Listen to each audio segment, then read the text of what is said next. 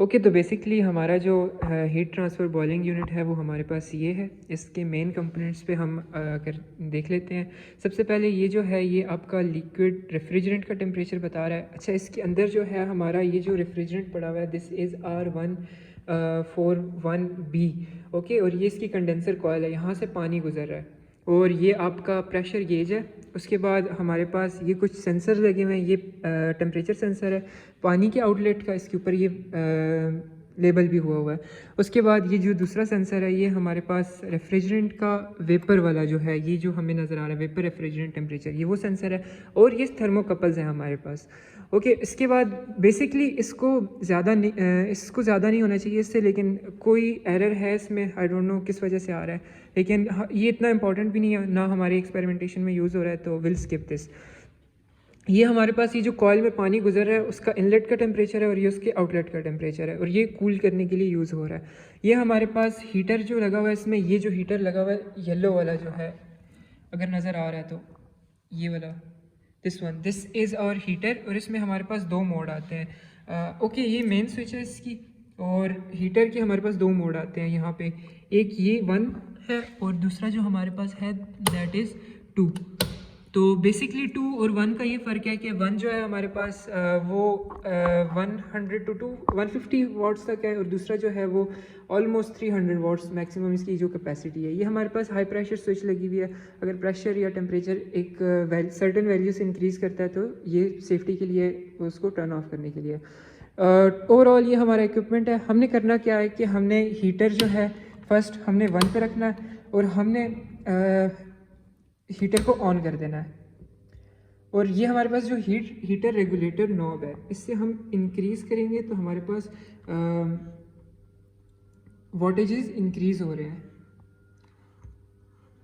और अगर हम देखें हीटर की वोल्टेज हीट इनपुट हम इंक्रीज़ करने से हमारे पास जो हीटर की सरफेस का टेम्परेचर है, ये हीटर सरफेस टेम्परेचर का वो बता रहा है, ये जो हीटर है इसकी जो सरफेस है उसका टेम्परेचर, तो हमारे पास ये इंक्रीज़ हो रहा है। ठीक है, ये हमारा लिक्विड रेफ्रिजरेंट है और ये हमें इस पूरे चेंबर का प्रेशर बता रहा है। हम प्रेशर को कंट्रोल करेंगे इस नॉब के साथ, हम मास फ्लो रेट पानी का कंट्रोल करके हम इस प्रेशर को कांस्टेंट रखेंगे। अगर हम हीट बढ़ा रहे हैं यहाँ से, अगर यहाँ से हम हीट बढ़ा रहे हैं तो हम यहाँ से फ्लो रेट को भी ऐसे बढ़ाएंगे कि हमारा ये जो सेचुरेशन प्रेशर है ये सेम रहे थ्रू आउट।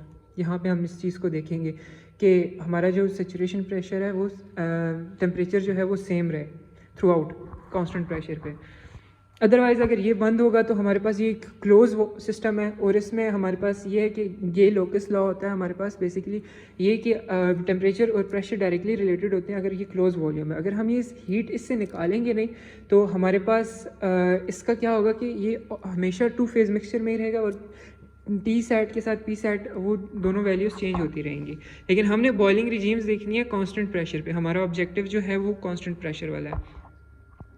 ओके, बेसिकली जो पहली हमें रिजीम नज़र आनी चाहिए दैट इज़ कन्वेक्शन। तो कुछ नज़र आ रहा है शायद। बेसिकली इस हीटर के अराउंड जो लेयर है वो हमारी बेसिकली गर्म हुई हुई है, क्योंकि उसका टेम्परेचर हमारे लिक्विड के सेचुरेशन टेम्परेचर से ज़्यादा है। तो उसकी गर्म होने की वजह से क्या होता है, उसकी डेंसिटी कम हो जाती है, तो वो ऊपर की तरफ मूव करती है, और अब इस मूवमेंट की वजह से convection mode of heat transfer होता है हमारे पास। It's visible, you can see, look. तो ये हमारा जो पहली रिजीम है दिस इज़ कन्वेक्टिव रिजीम, या हमारे पास कह लें आप दिस इज़ फ्री कन्वेक्शन वाली जो रिजीम है, ये हमारा फर्स्ट पार्ट है।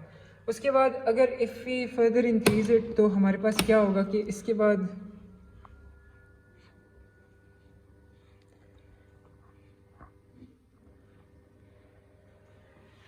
तो बेसिकली यहाँ पे कुछ बबल्स बनेंगे, पहले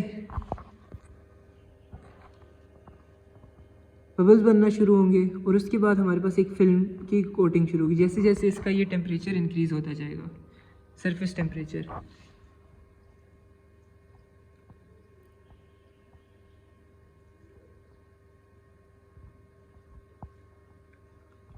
ओके, तो हमने वैल्यूज़ कौन सी नोट डाउन करनी है? हमारे पास हीटर सरफेस टेम्परेचर है, और ये हमारे पास न्यूक्लियाइड की स्टेट के बाद फिल्म वाली जो स्टेट है वो बनना शुरू हो चुकी है।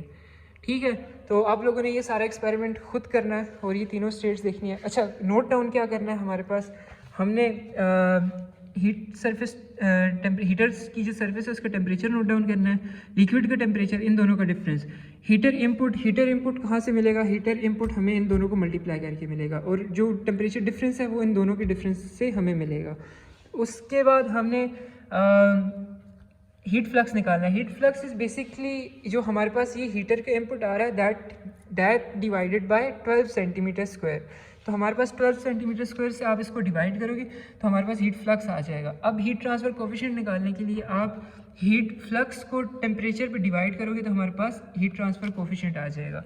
अब आपने करना क्या है कि आपने स्टार्ट कम से करना है। लेट से आपने 100 वाट या जो भी वाटेज यहाँ पे आ रही है उसके साथ किया, उसके अगेंस्ट टेम्परेचर देखा, यहाँ पे फेज़ देखा कौन सा रिजीम हो रही है।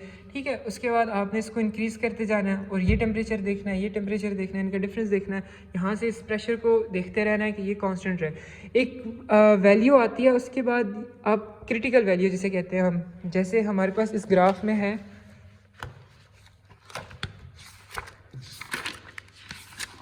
इस ग्राफ में ये जो वैल्यू है ये हमारी क्रिटिकल वैल्यू है। इसके बाद सडनली ड्रॉप होता है हमारा हीट फ्लक्स जो है, इसकी इस एक्सिस पे हीट फ्लक्स है, इस एक्सिस पे जो हमारे पास है डेल टी है। तो हमारे पास जो है वो यहाँ से हीट फ्लक्स ड्रॉप होता है। क्योंकि हमारे पास मैंने बताया था कि ये जो बबल्स है ना ये अभी न्यूक्लियाइड फेज़ में है।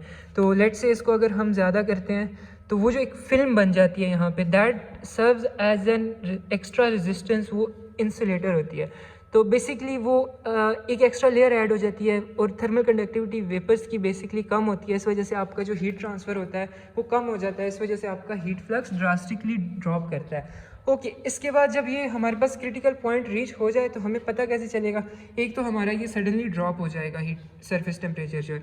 दूसरा हम क्या करेंगे कि अगर हम इसको कम भी करते जाएंगे ना एक सर्टेन वैल्यू तक, तो हमारी ये फिल्म जो बनी हुई है ये बरकरार रहेगी। तो हमें वैसे पता चलेगा कि वो जो वैल्यू जिस पे एकदम से ये टेम्परेचर कम हुआ, that is our critical value, और वो आपने नोट डाउन करनी है, आपने रिपोर्ट में मेंशन करनी है। उसके बाद बेसिकली ये है कि इस ग्राफ में हमारे पास ऐसे होता है कि ये जो है ये प्योर कन्वेक्शन वाला होता है।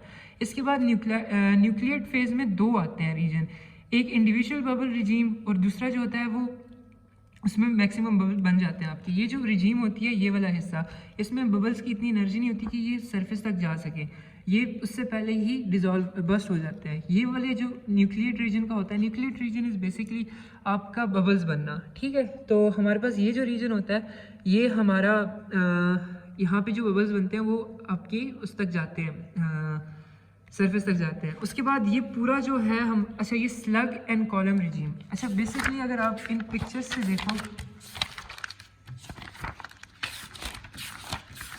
इन पिक्चर्स से, तो ये पहले कन्वेक्शन, उसके बाद ये बबल्स बनना, और फिर थोड़े से ज़्यादा से बबल्स बनना, फिर ये स्लग्स बनना। ठीक है, ये बड़े बड़े बबल्स बनना।